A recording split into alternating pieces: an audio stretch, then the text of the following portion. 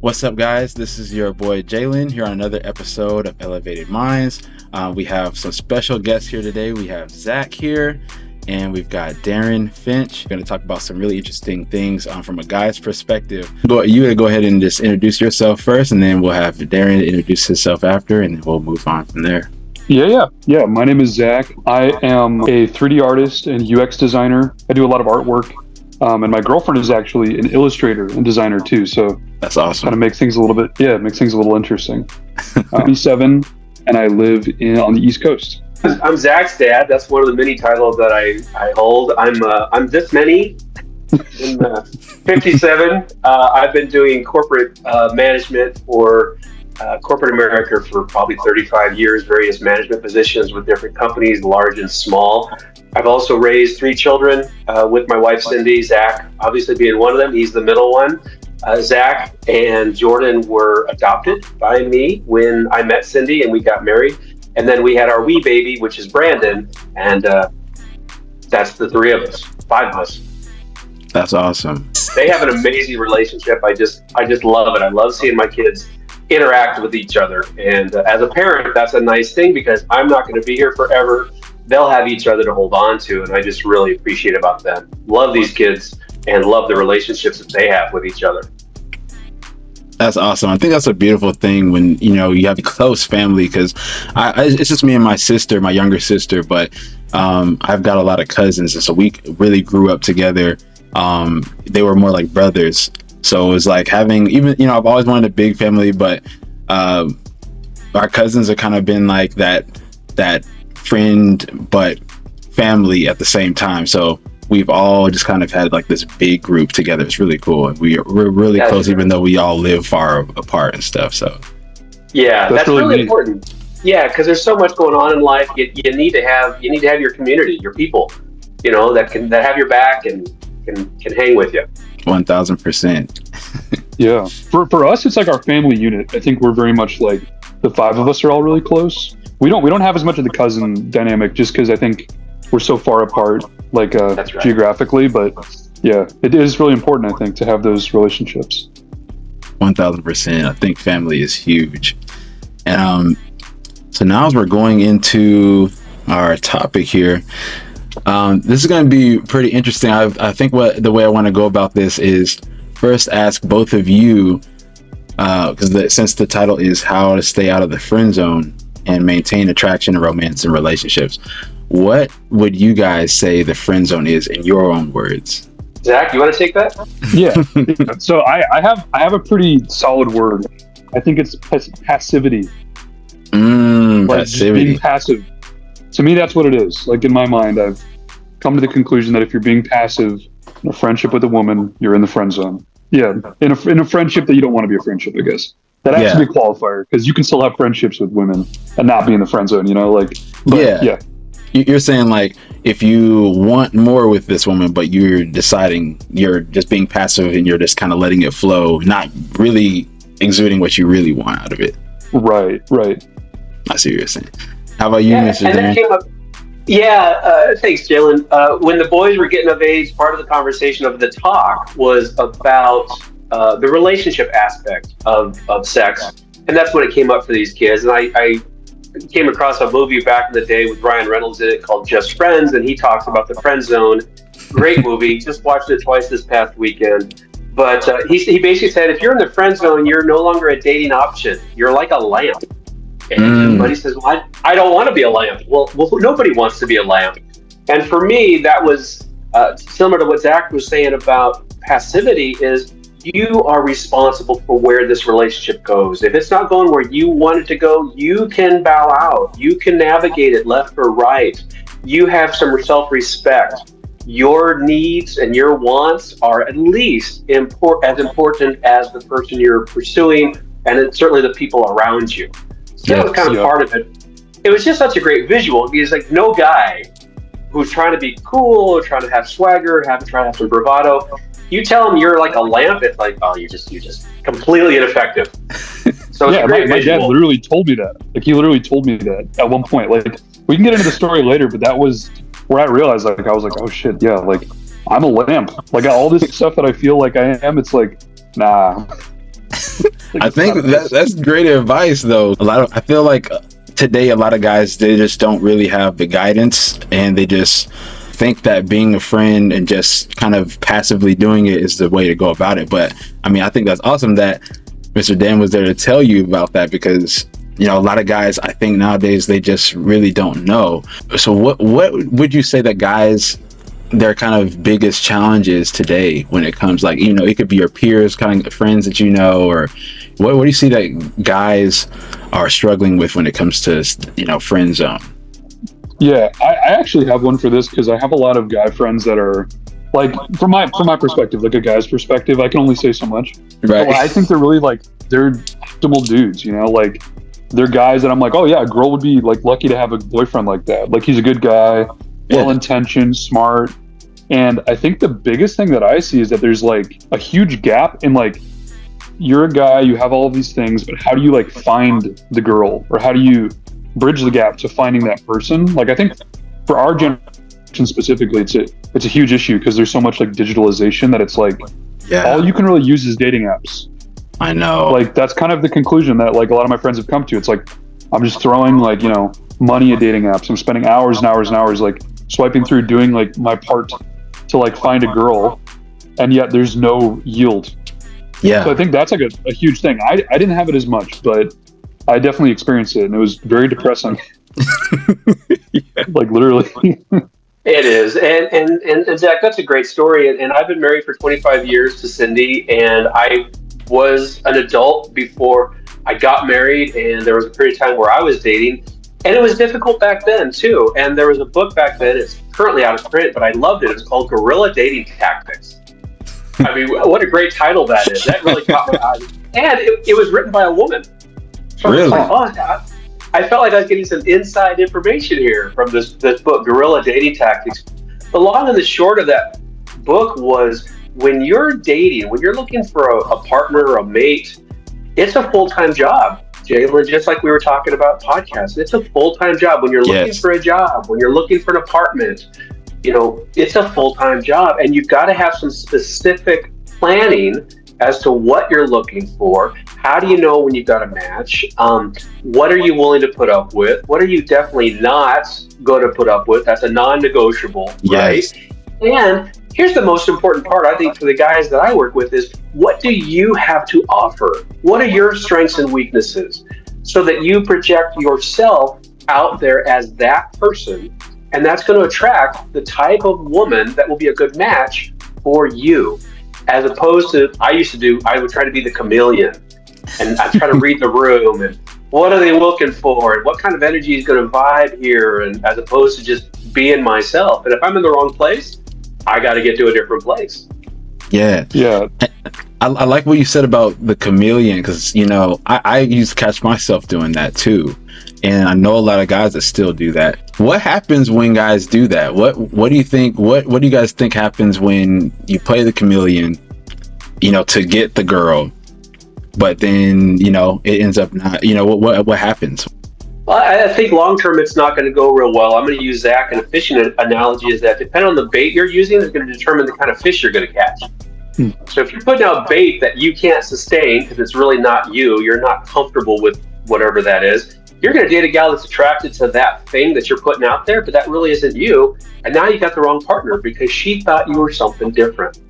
So there's this discernment, transparency with discernment. You want to share parts of yourself. You don't want to share your injuries, your weaknesses, and your insecurities right off the bat.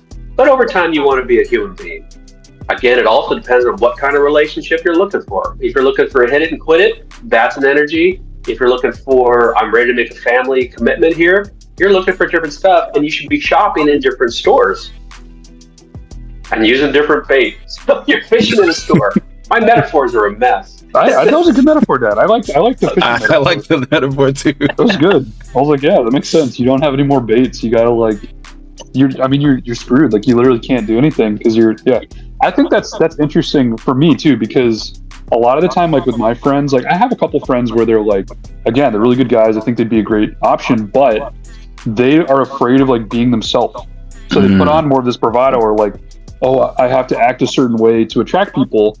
And the biggest thing is that when I see that, I'm like, well, no, that's like exactly like what you were saying, Dad, where it's like, well, that's not sustainable, because that's literally not who you are. And you will find someone that likes you for who you really are. But I think that's part of the dating conundrum, is that there's so many people. And like, as a guy, it's harder to get options like that. Yeah. So you feel like you can't, like, if you just keep being who you are, then you're just going to be doomed, you know, because it's like, I'll never find someone that likes me. But that should be the ultimate goal, you know? Yeah. Do you think that mostly guys are scared of rejection, or do you think they're scared of, if they show the women who they actually are, that they're not going to be accepted, or they're going to reject them? Do you think that that's kind of the reason why a lot of guys do that? Yeah, I think so. I think it's a lot about, like, if I'm myself, I might not be as cool as the other options. I might not be as, like, all that. Like, I know my dad and I have talked about that, where it's kind of like, oh, well, what? I think my dad, he famously said, like, well, what if I'm not like the president of the United States? And that's true, though, because it's like, yeah, I mean, the reality of like your day-to-day life is that you're probably not as cool as these like imaginary ideals that you hold in your head about like what the girl of your dreams is looking for in a guy, you know? Yeah. So it's probably a big combination of like feeling not worthy of that outcome or something. But I guess it could also be a lot of other things too. Every person has their own life experience, and it makes them sensitive to certain things. It makes them unable to tolerate certain things. So when you're putting yourself out there, you have to be able to accept the fact that not everybody is going to like you. Not everybody is going to think you're as cool as you are. One of the things I always told the boys was, a line from Star Wars, there's always a bigger fish. There's always somebody better looking, smarter, more money, whatever. But you have to take yourself in a totality. You've got a lot of great stuff going on, and as a whole, I am a good catch for the right woman. And if I'm not finding the right woman, I might be fishing in the wrong pond. I need to start going. I either need to start going to nightclubs if I'm looking for that kind of action. I need to start going to. This is one of my favorite pieces of advice to give my clients: is do the things that you like to do, whether or not you have a partner to do them. I know, Jalen. I know you love to go hiking. Yes. Go hiking, join those hiking groups, meet other people. At the very least, you've got one thing to talk about. Hiking. That's true. And you're just chatting, and maybe it goes somewhere, maybe it doesn't. If you like corgis, if you got a corgi, find out when it's corgi day at the local park, and take your corgi out there and fly your freak flag and see who's going to salute to it. Yeah, I will say, I've done the whole thing of like, oh, I'm going to try to chameleon with this girlfriend who really likes, ultimate frisbee. I don't like ultimate frisbee in any way. And then it ends up being this whole like complex spider web where you're like, I hate ultimate frisbee. I don't like this at all, but like this person likes it, Whereas like with my girlfriend Kelly, like we both like the same thing. So it's like it costs no energy, because it's like, oh, I'm doing the thing that I like and she likes that too. So to your point, Dad, it's kind of like a filter where it's like, oh yeah, you just met someone that likes your favorite thing in the whole world. Like that's pretty cool, huh? Yeah. Kind of a big check mark, It is. Yeah. I think that's a pretty awesome thing to have someone that has things in common with you. Because I think that is really something that can happen if you are trying to pretend to be something else. Then you're gonna end up doing the things that you don't enjoy doing, because you're trying to be somebody you're not to get the girl that you probably shouldn't even be with in the first place. So it's like, I think authenticity is such a huge thing when it comes to guys. Just be yourself. And I know a lot of people say like it's cliche, but at the same time it's not, because a lot of guys really don't want to be themselves. And I think that, like you said, if you just do things that you enjoy doing and just do things that you're already going to be doing, you don't have to be there with someone, but you can meet people along the way. And that actually is very true. I've met so many people just on trips and just like doing things that I enjoy doing. And it's funny that people don't think of it that way. They think that the best way to meet people is through nightclubs and bars. And it's like, you can meet people there. It's not that you won't. Going into this next portion, one of the main things when it comes to relationships and keeping, I guess, kind of the spark or the romance is actually romance. Keeping romance in there. What do you think guys can do as far as being more romantic? in order to, because I think a lot of times relationships can kind of, even if it could have started off in a relationship where you guys were very passionate about each other, and then later on, if it's a really long-term relationship, then some of the spark and the romance could have been lost. So what do you think that guys can do when it comes to romance? The first thing that comes to mind for me is, guys, when you go from single to a relationship, that is a significant life change. You are going to need to make some significant life changes to make that relationship a priority. You're going to have to kind of check in with somebody else as to get their opinion as to whether what you're going to do this weekend is best for both of you.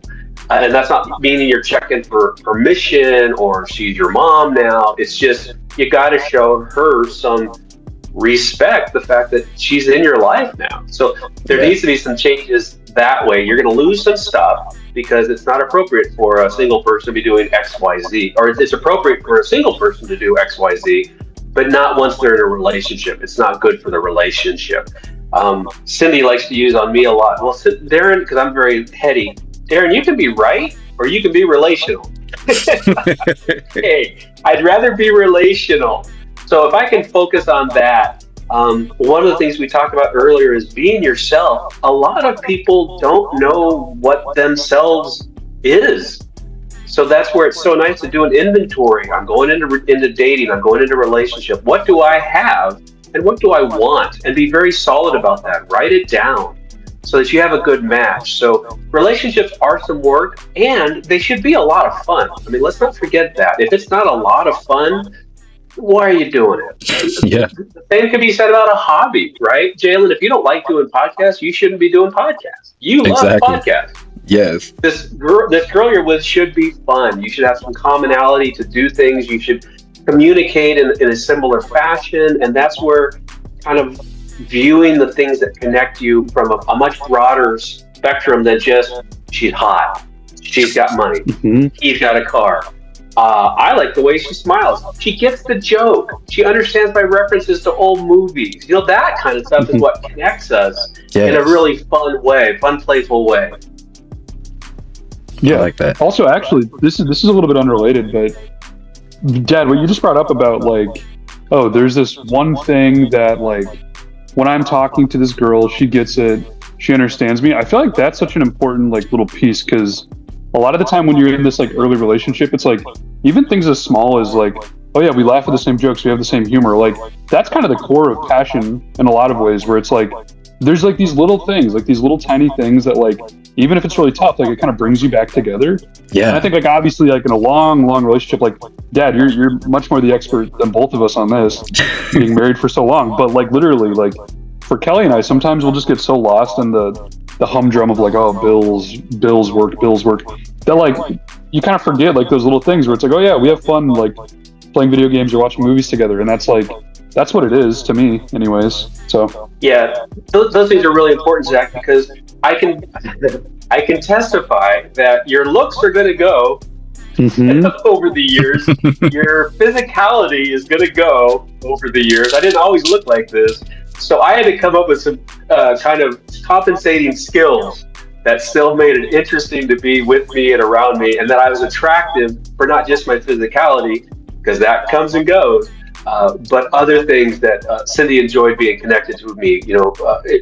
We were connected spiritually, intellectually, we shared kind of the same brain. Financially, we looked at money the same way. Physically, we both enjoyed the same types of things. Those are the things that help keep that passion. So broaden your definition of passion so you'll have more opportunities to feel passion with each other. Passion is just a really fancy word for connection. I feel really tight with you. I feel very connected to you. I feel like you've got my back. And I want to make sure I've got your back. That's passion. I also think that guys are way too visual. Literally, I can't tell you how many friends that I have that are well, what if she's not my dream girl?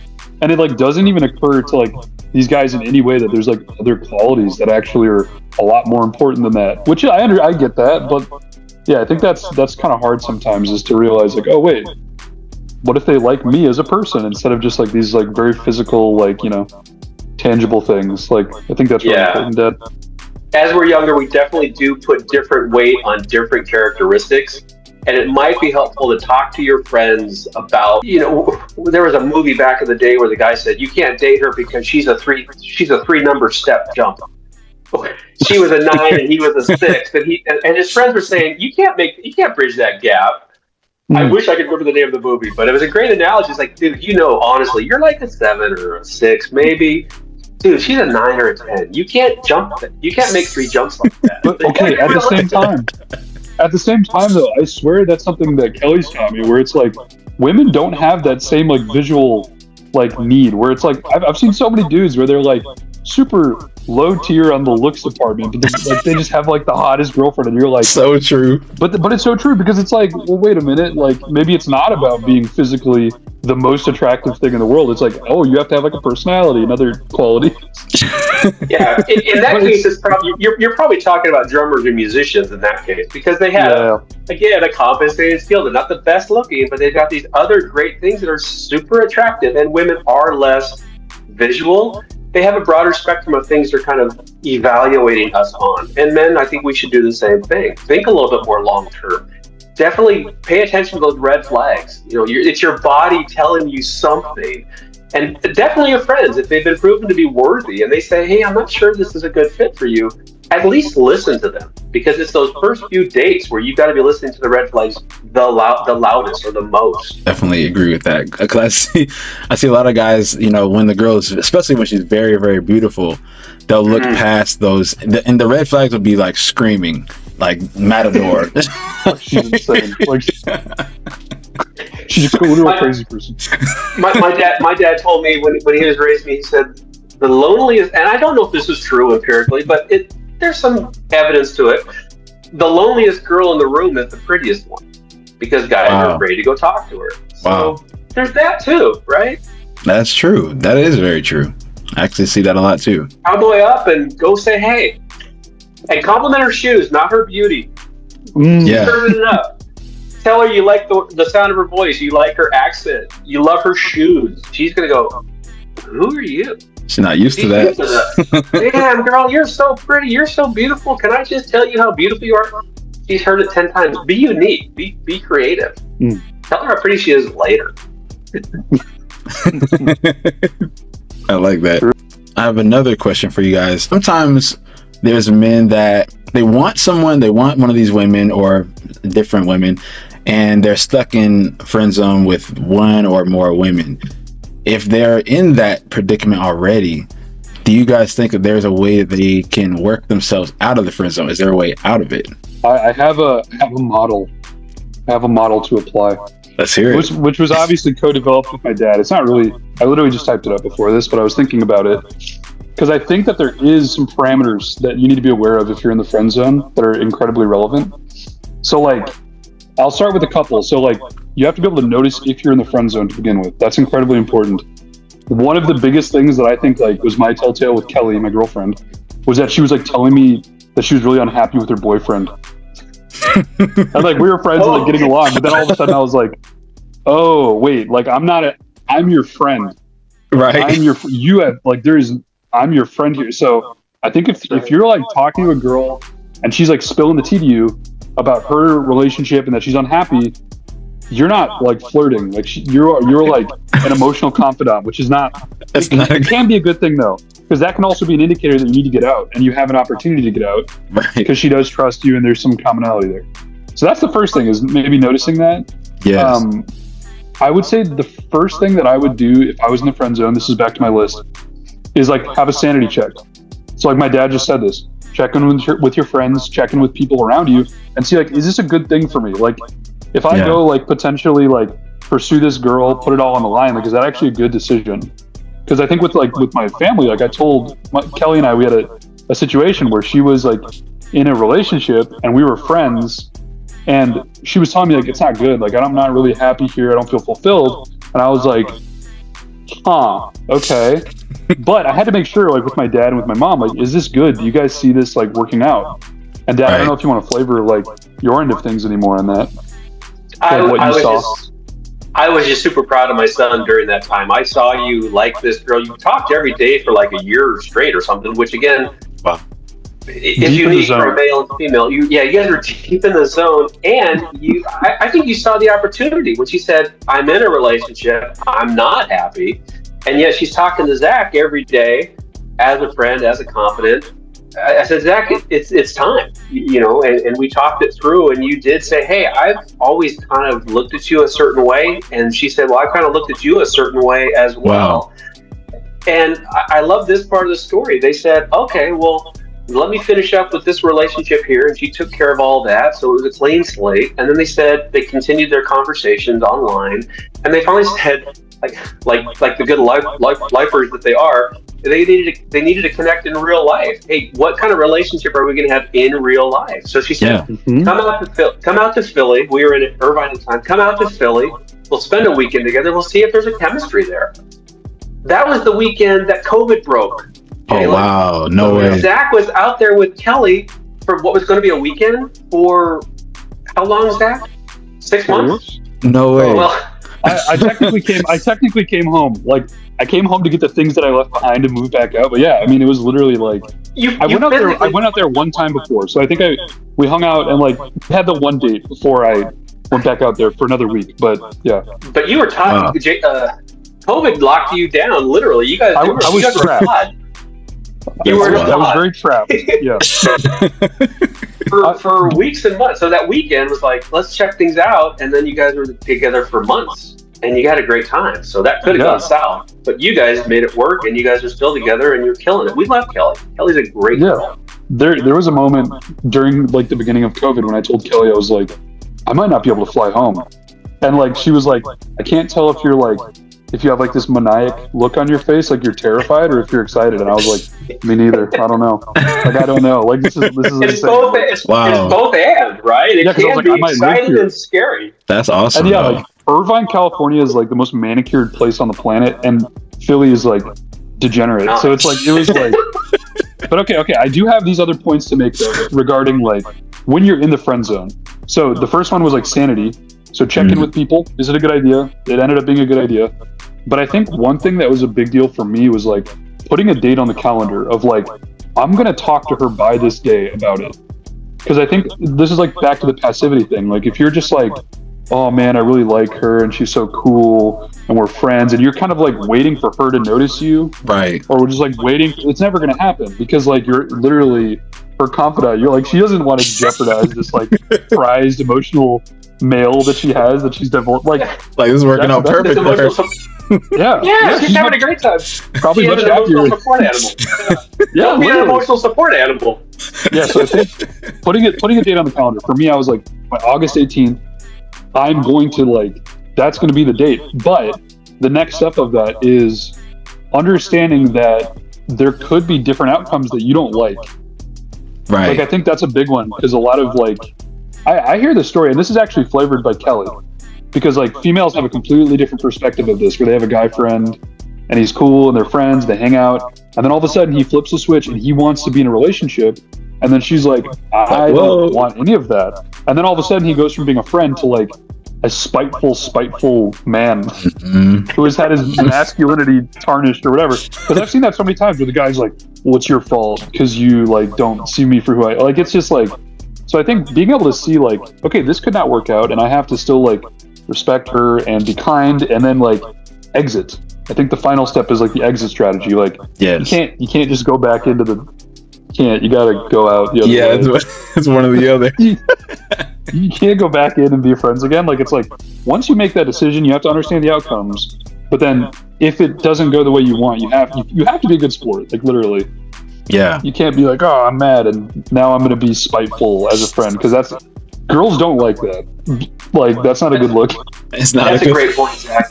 That's a great point, because you have to be safe and solid in yourself to say, I am going to end this relationship. I'm going to end this friendship so that we can start a significant relationship, or I can be freed up to find somebody else who's not using me as a lamp and an emotional support animal. Yeah. No hard feelings.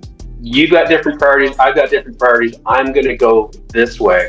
I can share a story real quickly with my other son Brandon, who has been doing some dating, and he was on the app, and he had two gals that he was had gone out on very casual dates, just very checking things out, very casual. One of the girls was making it pretty clear that she was focused on career, and the other girl was making it pretty clear she was focused on a relationship. Mm-hmm. And Brandon was looking for a relationship, so he chose to start focusing on the gal that wanted the relationship. He went back and had coffee or whatever with the other gal that said, "Hey, we've gone out a couple of times. I've really enjoyed you. It appears that you're much more interested in a career than a relationship. I found a girl that is interested in a relationship. I'm going to go see how that plays out. Best of luck to you. Have a nice day." And she immediately was very interested in Brandon. I mean, the confidence and the openness that took. He didn't ghost her. He had a coffee with her and said, "Hey, I've had a great time, and right now it seems like you're focused on this. I'm focused on that. So is she. I'm going this way." And he's been with this gal for 6 months or a year now, and wow, that's how it played out. He was specific on his goals and objectives, and that is not a passive stance, right? At all. And you are not attractive when you're in a passive stance. No, you're not. No, I love that. I love that story because, I feel like a lot of guys in that predicament would have probably waited around, like they would have tried to say, oh, maybe she'll change her mind. Maybe, she's focused on her career right now, but maybe if I stick around for like 3 years when she's done, maybe she'll look my way.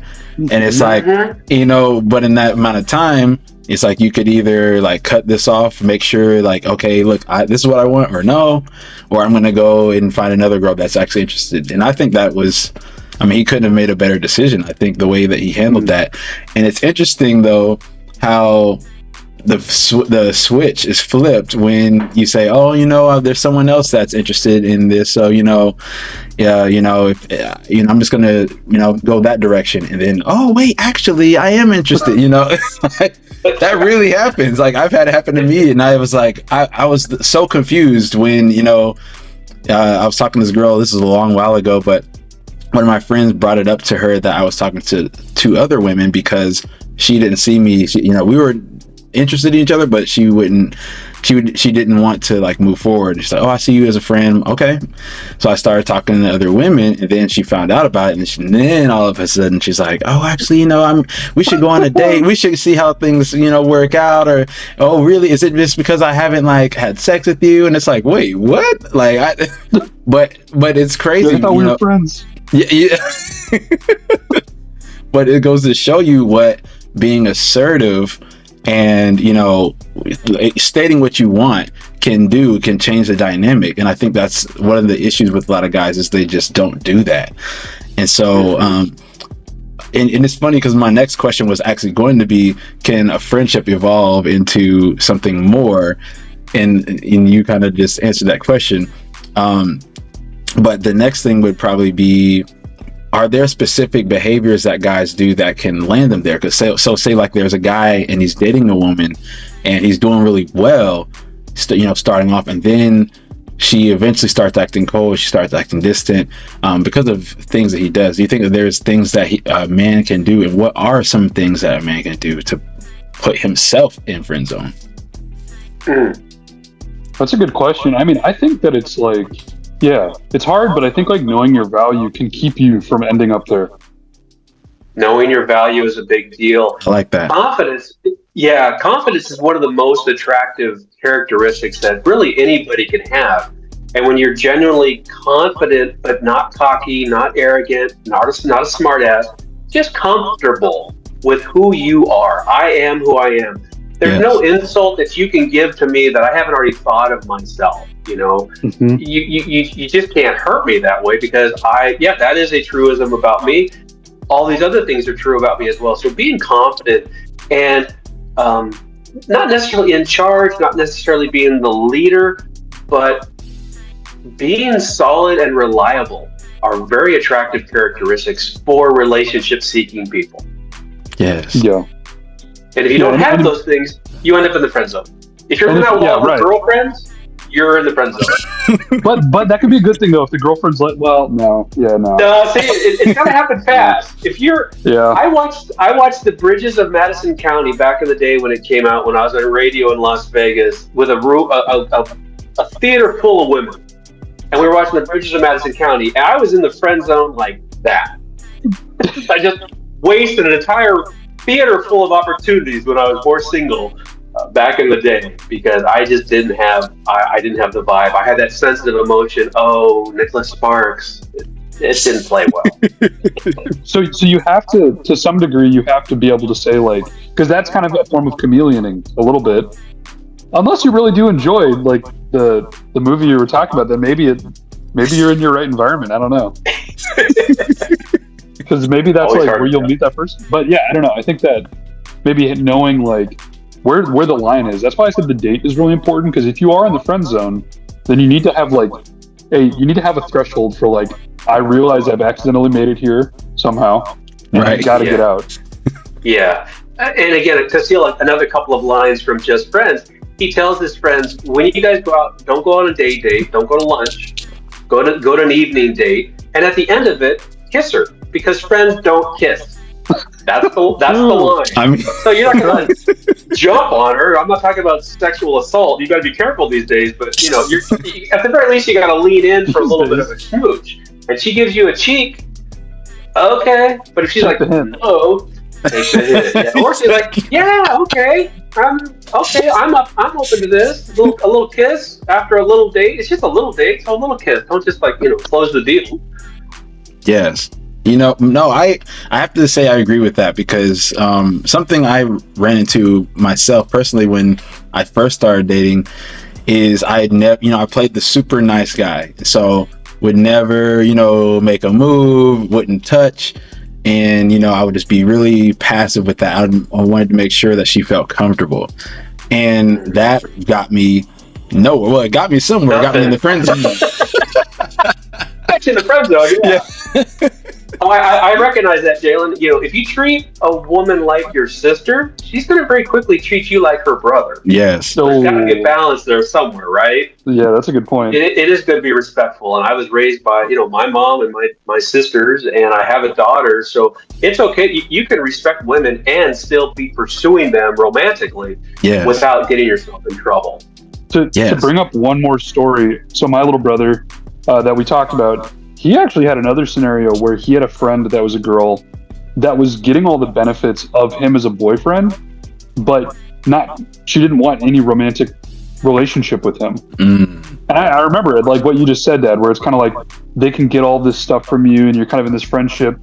There has to be a line there where it's like, you can be nice. You can be that, not a brother, but you can be like, hey, I'll be there for you. I'll be everything for you, with the understanding that you're going to be in a relationship. Like they don't just get the nice guy Jalen because you're the nice guy Jalen. Like they gotta pay the dues, Yeah. I think that's the way it should be, where it's like, I'm not gonna be like super emotionally vulnerable with you unless then sure.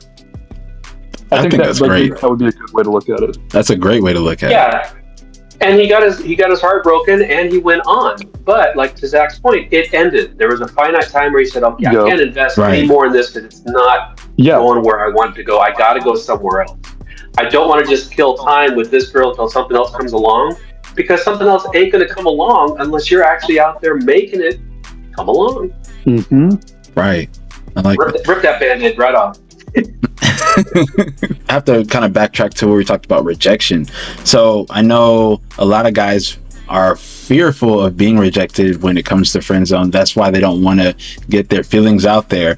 But what can guys do today to start priming their mind towards being okay with rejection and kind of getting more confident and, really being in their masculine and in themselves, just being themselves, to be okay with it? If this woman doesn't want me, then that's okay. There's always going to be another woman or another woman.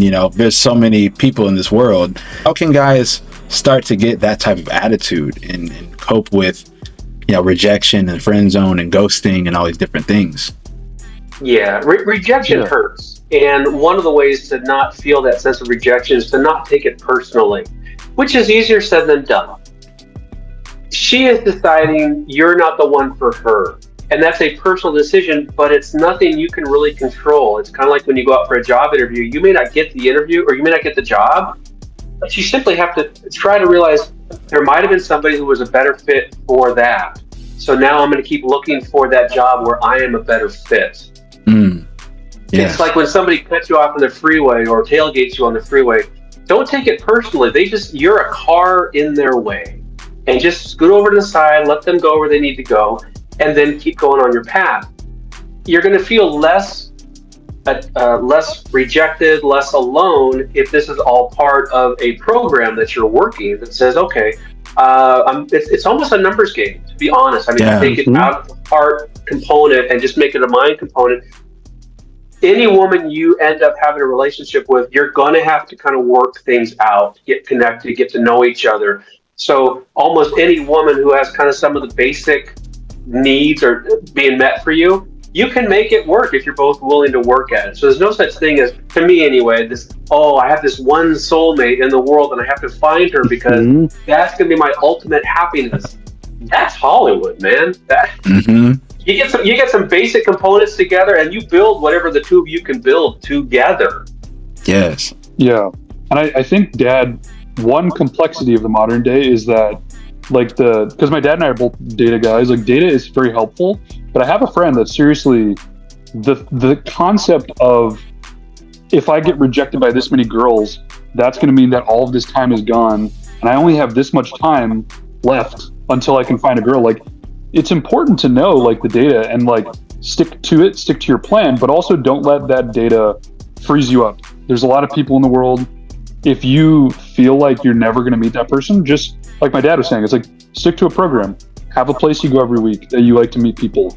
Yeah. Like, you know, I mean, you don't have to be logical with it, but you could literally, like, try to go on a date a week or a date a month or something, but don't let it kind of, like, fester and become this thing of, like, oh, I'm undateable because I've been rejected a couple times. Because I think that's a real thing where it's like, on the dating apps of the world, it's so easy to just not look at people, kind of like you were saying, Dad, not look at them as people. They're just cars. They're just yes, no, yes, no, yes, no. So I think if you get rejected a lot, you know, don't take it personally, but also know that you have a plan in place to get you to where you want to be. And let that be your focus, not these, like, little rejections, as hurtful as they are. Yeah. I like that. If you want to get really deep with it, Jalen, one could do a little bit more introspective work that says, why am I so sensitive to rejection? What part of me is hurting? Oh, I was, abandoned by my mom, or whatever it was. People have died on me, so I had this sense of losing people. Yeah. When you go into a relationship, dating, searching, seeking mode with an anxious attachment, it's going to come across, and it's going to kind of short circuit some of your more positive contributions that you can make to a relationship. I like that. That's so true. I think that guys really should find a way that they can be themselves but practice. I think practice is one of the main things, because like you said, rejection is painful. Rejection hurts.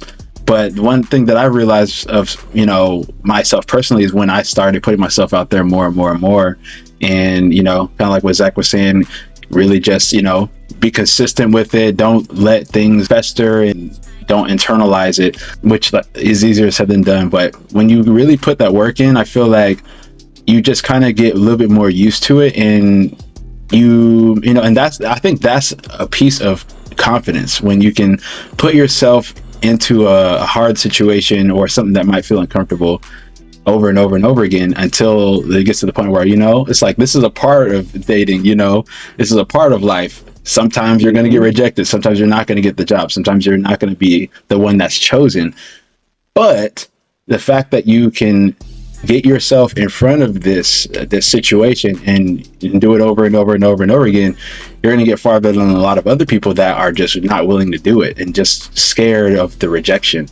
And so I think a lot of guys will have to realize that they have to embrace rejection to an extent, because that's really what's going to help mold and get you to that next level of, the fear is kind of, I feel like the fear kind of will just kind of be there for a lot of people, but you can just continue to step and put one step in front of the other step, then eventually, it'll get a little bit easier as time goes on.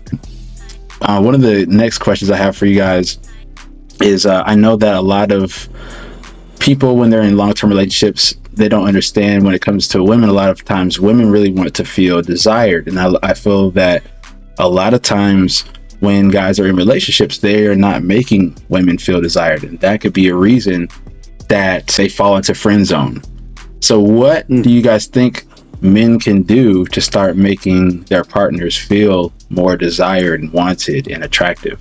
The first thing that comes up for me is kind of the love languages science that's out there. How does this woman or this partner receive love? Is it encouraging words? Is it acts of service? Is it quality time together? Find things to do that resonate with him or her, your partner. What makes them feel good? Do they like flowers? Do they like gifts? Or do they like words? Or both? A lot of times they like gifts not because of the gift, because they're money hungry or they're materialistic. Is you put some time and thought into it while you were away from her or him. You thought about them and you found something that you thought they might like. That's very endearing. That's the way to make a person feel loved and appreciated. The one of many. my dad's always been killing it with like the flowers, the gifts, the small things. I think that's like for Kelly, she likes flowers. She buys me flowers. I don't even want flowers, but I'm like, I feel appreciated, Yeah, that's awesome. I'm like, oh, but they're kind of cool. Maybe that's just a point that people like flowers. People like to be given something out of just the kindness of your heart, because it shows, hey, I like you. You're important to me. The other thing is, when we're talking so much about pursuing women, it's almost like they're prey at this point. But we're being very specific, right? But we're not pursuing them that way. If they feel like you are pursuing them as a conquest, and you're pursuing a conquest or a prize, and not them, they're going to feel a little bit put off by you. Wow. Because you're not choosing them. You're trying to fill a need or a gap inside of you with them, and that doesn't feel good. Yeah, it's got to be about them. I think we could be a good match. You want to come energetically with them. I think you and I would make a good match. Yeah, and I might even amend my list a little bit to include, like, before you even consider checking in with other people, maybe it would be important to check in with yourself and say, like, do I actually want to date this person, or is this like some sort of deep like prize or insecurity that I'm like, because you do not want to be going after someone if that's your goal, That's true. So maybe like some level of introspection, like, am I just doing this to feel like a big guy or something? It's like, you don't want to do that, That's exactly with someone else's feelings, You want to have a good definition of what does success look like for you in this situation. And if you're looking to, I am going to have the choice, I'm going to make her like me whether I like her or not, that's a really goofed up sense of winning. What do you want in that case? So let that go. Don't make it about ego. Don't make it about, I can get any woman. I can get 12 phone numbers in a month. That's just dumb. that's a goal, but it's not the goal. That's a numbers game that way. But if you're like, you're just, because you're playing the short game at that point. The short game is get in there, get a number, and then what? Have a long game in mind when you're meeting a woman. So take it slower and be a little more calm when you talk with her or him. Get my pronouns all. Good. That's I hadn't even thought about it, because my dad and I are both straight dudes, so we're like talking about only women. But I suppose there's a wide gamut of possibilities, so it applies to everyone. Right. to women looking for men, a lot of this applies. And I gotta say, you were on point with the illustrations. Good. We got fishing metaphors. We got church. They're actually really good. They're good. It helps me a lot, because I'm like, oh yeah, to visualize. I want to be fishing. It's like, that's painting some pictures. Buy again. Yeah, your bait costs more than the fish you caught. That's a good one. That's messed up.